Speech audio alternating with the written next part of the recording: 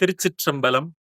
திருக்கழுக்குன்றில் செல்வா போற்றி, பொருப்பமர் பூவனத்து அரணே போற்றி. நாம் தற்பொழுது நிற்கக்கூடிய இடம் திருக்கழுக்குன்றம் பக்தவத்சலேஸ்வரர் திருக்கோயில். திருக்கழுக்குன்றம் என்றாலே நமக்கெல்லாம் நினைவுக்கு வருவது வேதகிரீஸ்வர பெருமான். சரி, திருக்கழுக்குன்றம் அப்படின்னு ஏன் இதுக்கு பேர் வந்தது அப்படின்னு ஒரு கேள்வி இருக்கலாம் இல்லையா? கழுக்குன்றம், குன்றம்னா நமக்கு தெரியும். ஏன் இதுக்கு கழுக்குன்றம் என்று வந்ததுன்னா, அதுக்கு அருணகிரிநாத பெருமான் அற்புதமா தன்னுடைய திருப்புகள்ல, இந்த திருக்கழுக்குன்ற திருப்புகள்ல ரொம்ப அழகா சொல்றாரு. கழுகு தொழு வேத கிரி சிகரி வீறு கதிருளவு வாசல் நிறைவானோர் அப்படின்னு பாடிட்டு, கடலோலிதான மறை தமிழ்கள் போது கதலிவனமேவு பெருமாளே என்று அற்புதமாக இந்த ஊருக்கான பெயர் எப்படி வந்ததுன்னா, கழுகு தொழு வேதகிரி. இந்த ஊரோட பேர் முதல்ல ஏன் வந்தது, அதன் பிறகு வேதகிரி என்று இந்த இடத்தோட பெயரு சுவாமியுடைய பெயரும் சேர்த்தே வருவதாக அற்புதமாக இந்த ஊருடைய சிறப்பை சொல்லியிருக்கிறார். சரி, கழுகு தொழு வேதகிரி என்றால் என்ன? 2 கழுகுகள். அவைகள் பல்வேறு முன்னாடியிலிருந்து, பழைய காலத்திலிருந்து, பண்டு தொட்டு அப்படி சொல்லலாம். இப்ப 2 கழுகுகள் என்னன்னா, ஒன்று சிறப்பா சொல்லுவாங்க. என்ன அப்படின்னா, ராமேஸ்வரத்தில் நீராடி நம்ம திருக்கழுக்குன்றம் மலை மேல, இன்னுமே இந்த திருக்கழுக்குன்றத்தோட கோயிலுடைய படங்கள் பாத்தீங்கன்னா அதுல எப்படி இருக்கும்னா, ஒரு வயதானவர் கழுகுகளுக்கு சாப்பாடு போடுற மாதிரி அந்த படம் இருக்கும். அதான் இந்த ஊருடைய ஒரு உன்னத சிறப்பு என்று சொல்லலாம். நிறைவாக காசியில் அடைவதாக இப்படி ஒரு வரலாறு உண்டு. ஒரு குறிப்பிட்ட காலம் வரை வந்துகிட்டே இருந்தது. இப்ப சமீப காலத்துல அந்த கழுகுகள் வர்றதில்ல. அதற்கு நீங்க போய் மலை மேல பாத்தீங்கன்னா வச்சுக்கோங்களேன், மலையை சுற்றி நடந்து வரும்போது அந்த கழுகுகள் உணவை சாப்பிட்ட பிறகு தன்னுடைய அந்த அழகு இருக்கு இல்லையா, மூக்கை தீட்டியதற்கான அந்த குறியீடுகள் கூட அங்க அந்த பாறைகள் நல்ல அந்த அடையாளங்களை நமக்கு தெரியப்படுத்தும். இப்ப அந்த கழுகு தொழுதனால இந்த இடத்துக்கு பேரு கழுக்குன்றம் என்று வந்ததாக நமக்கு வரலாறு உண்டு. வரலாறு என்பதை தாண்டி சான்றாக அருணகிரிநாத பெருமான் திருப்புகழிலே பாடியிருக்கிறார். சரி, இதை தாண்டி இந்த ஊருக்கு சிறப்பு என்ன அப்படின்னா, நமக்கு சைவர்களுக்கு குறிப்பாக இந்த தமிழ்நாட்டினுடைய சிறப்பு என்பது, தமிழ் ஒரு பக்தி மொழி என்று சொல்லுவோம். அதற்கு காரணம் என்ன? இதில் இருக்கக்கூடிய திருமுறைகள் தான். இந்த திருமுறைகள்ல 4 பெருமக்கள், திருஞான சம்பந்த பெருமான், அப்பர் பெருமான், சுந்தரமூர்த்தி பெருமான், மணிவாசக பெருமான் 4 இருக்கிறாங்க. அதுல தேவார பாடல் பெற்ற தலம்னு சொல்லும்போது நிறைய இடத்துல 3 பாடியிருப்பாங்க. இல்லைன்னா ஒரே ஒரு ஆச்சாரியார் மட்டும் பாடியிருப்பாங்க. இல்ல 2 பேர் பாடியிருப்பாங்க. ஆனா 4 பாடுகின்ற ஒரு தலம் என்பது மிக அரிது. அதில் முக்கியமான ஒரு திருத்தலம் நம்முடைய திருக்கழுக்குன்றம். அப்ப 4 பாடல் பெற்ற தலம். இதை தாண்டி இன்னொரு சிறப்பு என்னன்னா, இந்த ஊர் தீர்த்தங்களுக்கு சிறப்பு உடையது. கோயிலை சுற்றி கிட்டத்தட்ட 12 தீர்த்தங்கள் உண்டு. முக்கியமான ஒரு தீர்த்தம் சொன்னா பக்ஷி தீர்த்தம் அப்படின்னு சொல்லுவாங்க. அது ஏன் பக்ஷினா, கழுகு இங்க வர்றதுனால, நீராடுவதனால, அந்த கழுகு சாப்பிட்டு போறதுனால அந்த தீர்த்தத்துக்கு பேரு பக்ஷி தீர்த்தம். வடநாட்டிலிருந்து இங்க வந்தா இந்த தீர்த்தத்தை சொல்லும் பொழுது பக்ஷி தீர்த்தம் என்றுதான் அவர்கள் சொல்லுவார்கள். நாம் இப்பொழுது இருக்கின்ற இடம் என்பது நந்தி தீர்த்தம். இப்படி இந்த கோயிலை சுத்தி, இந்த மலையை சுற்றி பாத்தீங்கன்னாலே 12 தீர்த்தங்கள். ஒரு கோயிலுக்கு ரொம்ப சிறப்பு என்னன்னா, மூர்த்தி, தலம், தீர்த்தம் என்று சிறப்பு உடையது.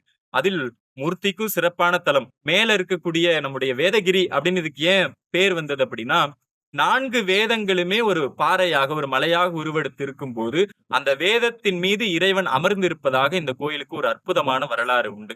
நம்ம தேவாரத்துல சொல்லுவோம் இல்லையா, வேத நாயகன், வேதிய நாயகன், வேத மொழியர் அப்படின்லாம் பெருமான சொல்லுவோம். பெருமான் மறை நாவர் அப்படின்னு பெருமான சொல்லுவோம். அப்படி அந்த வேதங்கள் ஒரு குன்றாக இருக்க, 4 வேதங்களும் அதன் மீது வேத முதல்வனாக, வேத தலைவனாக, மறை நாயகனாக மலை மீது நம்முடைய வேதகிரி பெருமான் அமர்ந்திருக்கிறார். இன்னொரு சிறப்பு என்னன்னா, மேல இருக்கக்கூடிய, எப்போதுமே சிவபெருமானுக்கு முன்னாடி நந்தியம் பெருமான் இருப்பார். ஆனா நம்ம வேதகிரி பெருமானுக்கு முன்னாடி நந்தியம் பெருமான் கிடையாது. ஏன்னா அது ரொம்ப பழமை கருதியும், இன்னொன்று அவருடைய சிறப்பு கருதியும் அந்த ஒரு அமைப்போட ரொம்ப அரிதாதான் அப்படி ஒரு அமைப்பு கிடைக்கும். அப்படிதான் நம்மளுடைய வேதகிரி பெருமானுக்குமே இருக்கின்றது. அதே போல தல விருஷம் அப்படிங்கிறது ரொம்ப முக்கியமானது. நம்ம சொன்னோம்ல, கதலி வனமேவு பெருமாளே. இந்த கோயிலுடைய தல விருட்சம் என்ன அப்படின்னா, தலமரம் அப்படின்னு சொல்றது என்னன்னா, கதலி வனம். கதலி அப்படின்னா வாழை அப்படின்னு பொருள். வடமொழியில அது கதலி, தமிழ்ல வாழை. நீங்க தாழ கோயில்ல உள்ள போயிட்டு நம்ம திரிபுர சுந்தரி அம்மைய தொழுதுட்டு அப்படியே வெளியில வந்தீங்கன்னா, கதலி வனம்னே போட்டிருப்பாங்க. வாழைகள் இருக்கும். அப்படி இந்த கோயிலுக்கான விருட்சம் என்பது இதுதான்.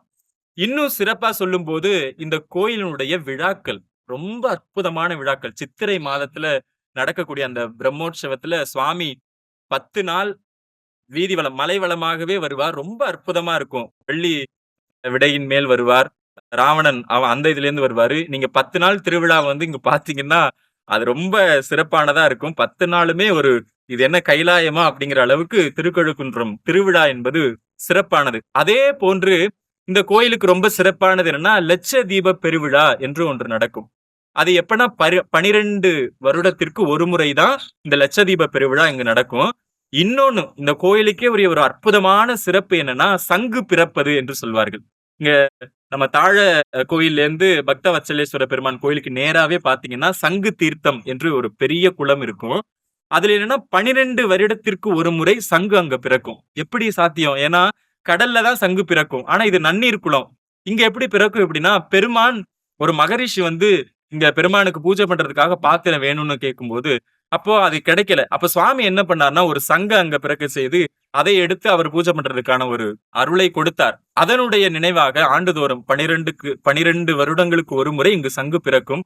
அந்த சங்கு பிறக்கும் பொழுது ஒரு ஒலி கேட்கும். அதே போல அந்த கரைகள் எல்லாம் அந்த நுரைகள் வந்து அது தங்கும். அப்போ அர்ச்சகர் அங்க போய் காத்திருந்து அந்த சங்கை எடுத்து தட்டுல வைக்கும் பொழுது, அந்த வண்டுவன விநாயகர்னே அவர் வண்டுனா சங்குன்னு ஒரு பொருள் உண்டு. அப்ப அந்த வண்டு சங்குலேருந்து என்ன பண்ணும்னா, வெளியில போயிரும். அதுக்கப்புறம் அந்த சங்க எடுத்துட்டு வந்து பூஜை பண்ணி, நம்ம மலைக்கோயில்ல வச்சிருப்பாங்க. இன்றும் நீங்க வந்து வேதகிரிநாத பெருமான வழிபாடு செய்ய வந்தீங்கன்னா, அந்த சங்கு எங்க இருக்குன்னு கேட்டு, நீங்க அத தரிசனம் செய்யலாம். அப்படி பல்வேறு வகையான அதே போன்று இந்த மலைய சுத்தி வந்தீங்கன்னா, திருவடி பூங்கோயில். மணிவாசக பெருமானுக்கு இறைவன் திருவடி தரிசனம் காட்டியதற்கு ஒரு அடையாளமாக அந்த கோயில் இருக்கும்.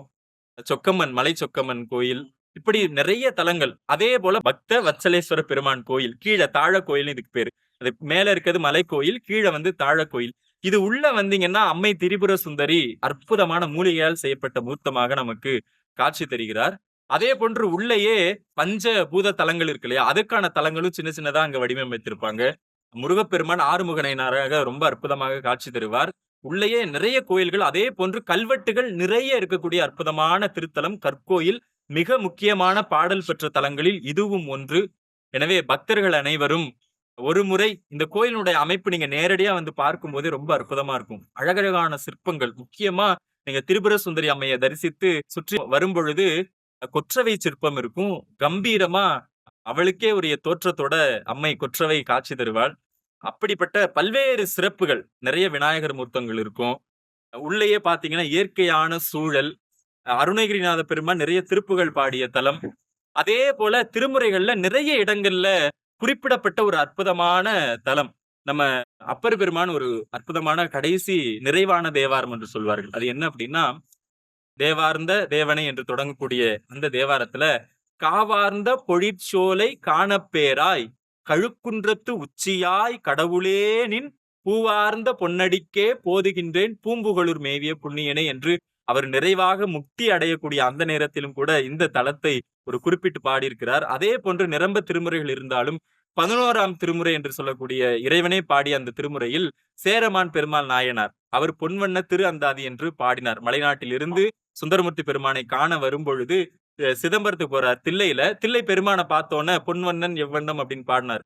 அதுல 59வது பாடல்ல அவர் பாடும்போது கழுக்குன்றத்து வாணனே என்று குறிப்பிட்டு பாடுகிறார். இப்படி பல்வேறு திருமுறைகளிலும் இடம்பெற்ற ஒரு தலமாக தலபுராணமும் இந்த கோயிலுக்கு இருக்கிறது. மூர்த்தி, தலம், தீர்த்தம் என்று பல்வேறு வகையான சிறப்புகளை ஒருங்கே பெற்ற ஒரு அற்புதமான ஒரு திருத்தலம் இந்த திருக்கழுக்குன்ற திருத்தலம். எனவே பக்தர்கள் வாய்ப்பு கிடைக்கும் பொழுது என்று சொல்வதை காட்டிலும் வாய்ப்பை ஏற்படுத்தி கொண்டாவது இங்கு வந்து பெருமானை வணங்க வேண்டும் என்று கூறிக்கொண்டு நிறைவு செய்கின்றோம். திருச்சிற்றம்பலம்.